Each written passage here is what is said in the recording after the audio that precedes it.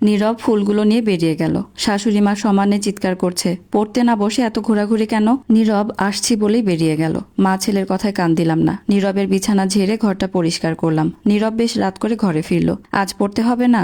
সবসময় কি পড়তে ইচ্ছে করে নাকি? আজ ভালো লাগছে না। মা রাগ করছে তো? পড়া নিয়ে সারা বছরই রাগারাগি করে, ওইটা ব্যাপার না। তুমি পরীক্ষায় ভালো করতে পারবে তো? উফ, সারাক্ষণ পড়া পড়া। চোখ বন্ধ করেন তো। কি হবে চোখ বন্ধ করলে? বাচাল মহিলা।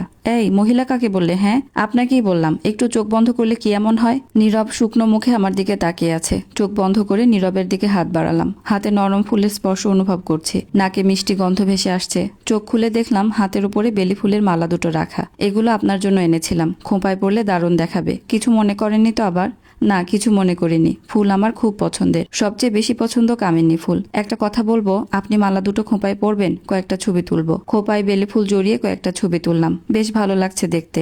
আজ আর পড়াশোনা হলো না, খেয়ে ঘুমিয়ে পড়লাম। লম্বা ঘুম দিতে ইচ্ছে করছে। সকালে আবার কত কাজ। সকাল 7টা হবে, থালা বাসন ধুয়ে রান্না চাপিয়েছি। পুকুরে পানি আনতে যেতে হবে। দ্রুত পায়ে পুকুরের দিকে হাঁটা ধরলাম। দেরি হলে তরকারি পুড়ে যেতে পারে। সিঁড়ি দিয়ে কয়েক পা নামতেই পা পিছলে পানিতে পড়ে গেলাম। খুব ব্যথা পেয়েছি। সাঁতার জানি, তবুও পানিতে ডুবে যাচ্ছি মনে হয়। সম্পূর্ণ সিঁড়ি জুড়ে পিচ্ছিল পদার্থ লেগে আছে। অথচ থালা বাসন ধোয়ার সময় কোনো কিছুই ছিল না। কেউ ইচ্ছে করে কিছু লাগিয়ে রেখেছে। শরীর অবশ হয়ে আসছে। চোখ মেলে রাখতে কষ্ট হচ্ছে। সম্পূর্ণভাবে অচেতন হবার আগে ঋতুর কণ্ঠ কানে ভেসে এলো। নীরবের নাম ধরে চিৎকার করছে। সন্ধে 7টা। চোখ খুলে নিজেকে হাসপাতালে আবিষ্কার করেছি। স্যালাইন চলছে। বেডের পাশে নীরব বসে আছে। আশেপাশে আর কাউকেই দেখতে পেলাম না। আপনি ওঠার চেষ্টা করছেন কেন? দেখতে পাচ্ছেন না স্যালাইন চলছে? শুকনো মুখে নীরবের দিকে তাকালাম। রাগী দৃষ্টিতে আমার দিকে তাকিয়ে আছে। বিষণ্ণ স্বরে বললাম, কি হয়েছে আমার? পুকুরে পড়ে গিয়েছিলেন, অজ্ঞান ছিলেন, তাই দেরি না করে হাসপাতালে নিয়ে এসেছি। খুব ব্যথা করছে তাই না? পায়ে খুব ব্যথা। আর কেউ আসেনি? সবাই এসেছিল। বিশ্রাম নেওয়ার জন্য বাড়িতে গেছে। রাতে থাকার জন্য আমাকেই বলেছে। যদি আপনি ভূতে ভয় পান, কেবিন নেওয়া হয়েছে, তাই সমস্যা হবে না। আমি ভূতের ভয় পাই এই কথা তোমাকে কে বললো শুনি?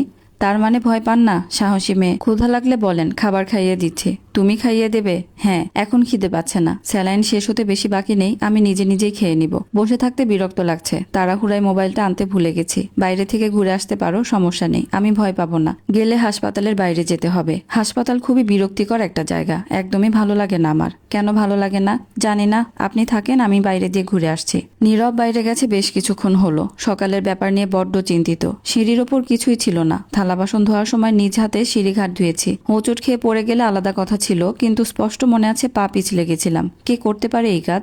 ঋতু? হলেও হতে পারে।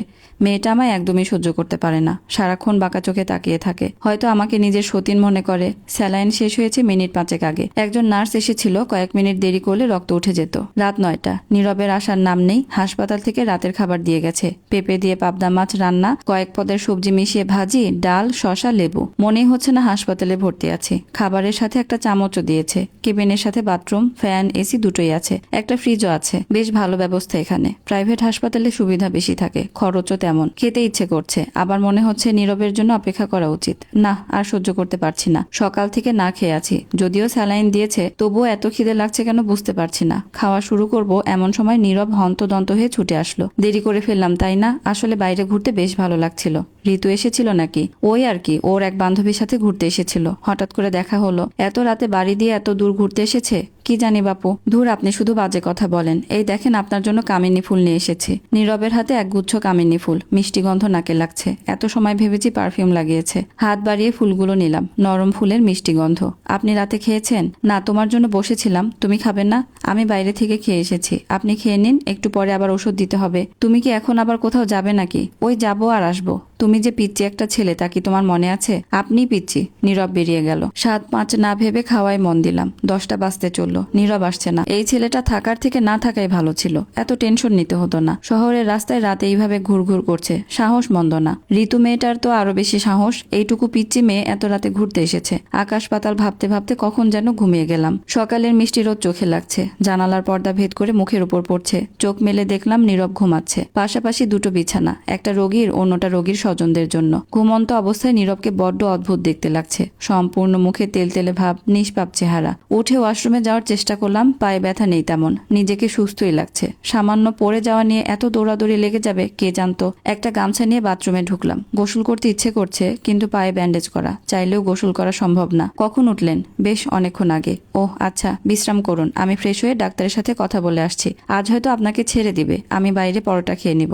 আচ্ছা। বিছানায় শুয়ে এপাশ ওপাশ করছি। হাসপাতালে যতই সাজানো গোছানো হোক না কেন, সেখানে ভালো লাগার কিছুই নেই। সকালের নাস্তায় রুটি, ডিম সেদ্ধ আর ভাজি। খাওয়া শেষ করতেই নীরব ফিরে এলো। বাবা হাসপাতালের বিল পরিশোধ করে দিয়েছেন। আপনার শরীর ভালো বোধ করলে আমি ড্রাইভার কাকুকে ফোন দিব।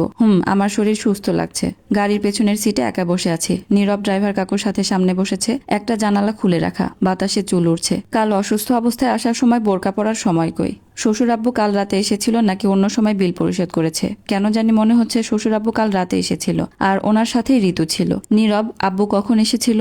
আমাকে তো দেখতে যায়নি। আমিও কিছু জানি না। হাসপাতাল থেকে বলল কাল রাতে নাকি সব বিল পরিশোধ করা হয়েছে। সঠিক বলতে পারবো না। ও আচ্ছা, তাহলে আমার সন্দেহই ঠিক, ঋতু আব্বুর সাথে এসেছিল। কিন্তু নীরবকে মিথ্যা বলবে কেন? নাকি নীরব আমাকে মিথ্যা বলছে? কোথাও খুব বড় একটা ঝামেলা আছে, ঠিক ধরতে পারছি না। হাসপাতাল থেকে ফিরেছি 7 দিন হতে চলল। শ্বশুরবাড়ির পরিবেশ স্বাভাবিক। শাশুড়ি মায়ের মতে আমাকে একটু খেয়াল করে চলাফেরা করতে হবে। বেখেয়ালি চলাফেরা করলে এমনই বিপদে পড়তে হবে। পায়ের ব্যথা নেই বললেই চলে, কাজ করতে তেমন অসুবিধা হয় না, স্বাভাবিকভাবে হাঁটাচলা করতে পারি। বিকেলের নাস্তার জন্য চা বসিয়েছি। নীরব হন্তদন্ত হয়ে ছুটে আসলো। মা কোথায়? মা কাকিদের ঘরে গেছে। তুমি এভাবে হাঁপাচ্ছ কেন? বাবা কোথায় জানেন? বাবা এখনো বাড়ি ফিরেনি, কোনো বন্ধুর বাসায় গেছে। রাতে ওনার বন্ধুরাও আসবে। আপনাকে কে বলেছে এইসব কথা? মা বলেছে। কি হয়েছে তোমার? এত উত্তেজিত হয়ে আছো কেন? নীরব আমার কথার উত্তর না দিয়ে শ্বশুর আব্বুর রুমে চলে গেল। সারা ঘর তন্ন তন্ন করে কিছু একটা খুঁজছে। মিনিট 20 পর হাতে একটা ফাইল নিয়ে ফিরে এলো। আমার সঙ্গে আসুন। কোথায় যাব? আপনার ঘরে। নীরবের কাণ্ড কারখানা কিছুই বুঝতে পারলাম না। আমাকে হাত ধরে টানতে টানতে ঘরে নিয়ে গেল। দরজার বাইরে কেউ আছে কিনা দেখে নিয়ে দরজাটা বন্ধ করে দিল। আপনি পড়ে গিয়ে পায়ে ব্যথা পেয়েছিলেন, তাই না? হ্যাঁ, কেন? এই দেখেন হাসপাতালের বিল। একদিন এক রাতের জন্য 45,000 টাকা খরচ হবে কেন? প্রাইভেট হাসপাতালে খরচ তো হবেই, না খরচ হবে না? এখানে আপনার যেসব টেস্ট করানো হয়েছে তার রিপোর্ট নেই, কিন্তু এখানে বেশ কয়েকটা টেস্টের কথা উল্লেখ আছে। আমি এসব লেখা খুব ভালো বুঝতে পারি না, তাই বলতে পারছি না। তোমার কথা ও কাজের আমি কিছুই বুঝতে পারছি না নীরব। ছোট মানুষের মতো ভাব ধরেন কেন? আপনার রক্ত পরীক্ষা করা হয়েছে, কিন্তু আপনি তো পড়ে গিয়ে পায়ে ব্যথা পেয়েছিলেন। এখন কি বলতে চাইছো? হুট করে নীরব আমার হাত চেপে ধরলো, করুণ গলায় বলল, আপনি পালিয়ে যান। এসব কি বলছো? কোথায় পালিয়ে যাব? আপনার বাবার কাছে বা অন্য কোথাও? আপনি অনেক বড় বিপদে পড়তে চলেছেন। কি ধরনের বিপদ? হয়তো আপনাকে বিক্রি করে দিবে বা শরীরের কিছু অংশ নিয়ে নিবে। আসসালামু আলাইকুম। এতক্ষণ আপনাদেরকে ফারহানা কবির মানালের লেখা প্রদীপের নিচে আমি গল্পের কিছু অংশ পড়ে শোনাচ্ছিলাম। গল্পটা আপনাদের কেমন লেগেছে অবশ্যই জানাবেন। আর ইনশাল্লাহ আশা করছি পরবর্তী পর্বেই গল্পটা শেষ হয়ে যাবে। আল্লাহ হাফিজ।